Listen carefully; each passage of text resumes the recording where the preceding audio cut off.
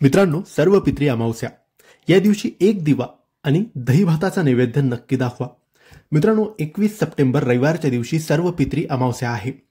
पित्रांचे श्राद्ध करायचे राहिले असेल, तिथी माहीत नसेल किंवा सर्व पित्र एकाच दिवशी घास किंवा अन्न ग्रहण करावं असं तुम्हाला वाटत असेल तर तो दिवस असतो सर्व पित्री अमावस्याचा दिवस. सर्व पित्रांना आमंत्रण करून त्यांना तर्पण करण्याचा दिवस. तर या दिवशी 2 कामं आवश्यक आणि नक्की करावेत. हे 2 कामं म्हणजे एक दिवा आणि दही भाताचा नैवेद्य.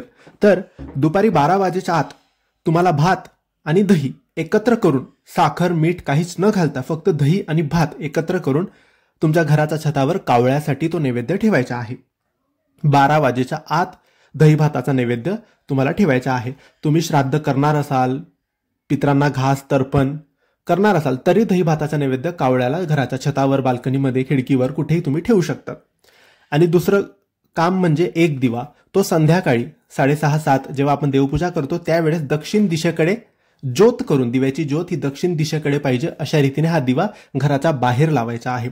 घराच्या बाहेर, ओट्यावर, बाल्कनीमध्ये कुठेही पण दक्षिण दिशेकडे ज्योत करून लावा, कारण दक्षिण दिशा ही पित्रांची, यमाची दिशा असते. तर हे 2 कामं सर्व पित्री अमावस्याच्या दिवशी नक्की करून घ्या.